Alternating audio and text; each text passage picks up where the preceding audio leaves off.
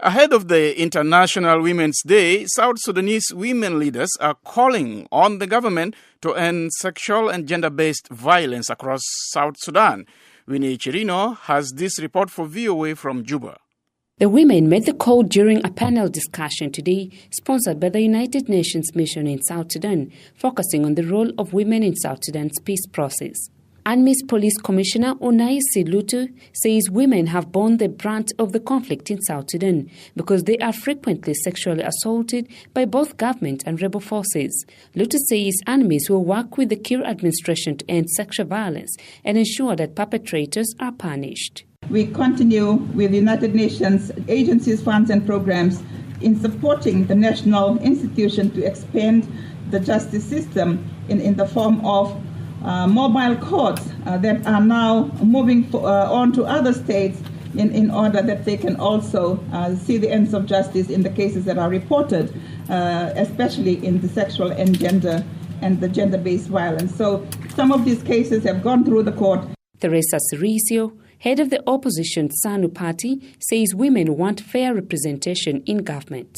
Peace absolutely is linked among men and women. Therefore, the creation of the culture of peace will not be possible if it's not clear that the excesses of power inside the social, political, economic, military, or the various security structures and organizations continue to be male-dominated. Ajonye Papecha, acting chairperson of the South Sudan Law Society, says women have suffered for far too long and must play a role in the peace process so that they can help shape South Sudan's future. Fair representation by the right people. They need also their own system space so that they deliver well for this country.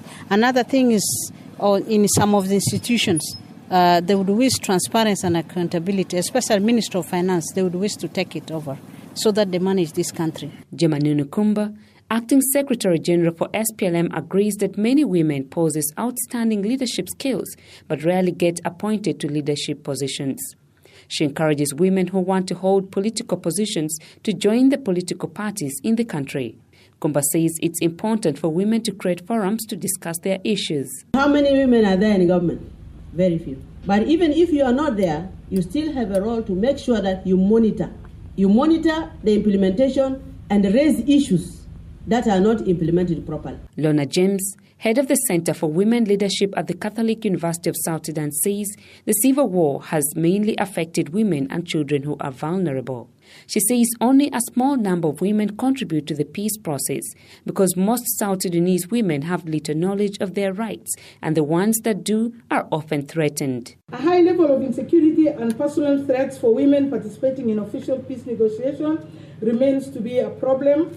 Inadequate political will, both for international and regional and national organizations and mediation teams that promote and include women as local informal mediators and our capacities for peace. The campaign theme for Friday's International Women's Day is Balance for Better. It is a worldwide event that celebrates women's achievements and calls for gender equality. It's a day that has been celebrated since the early 19th and strives to bring together women's organizations, governments, and charities. For VOA News, I am Winnie Chirino in Juba.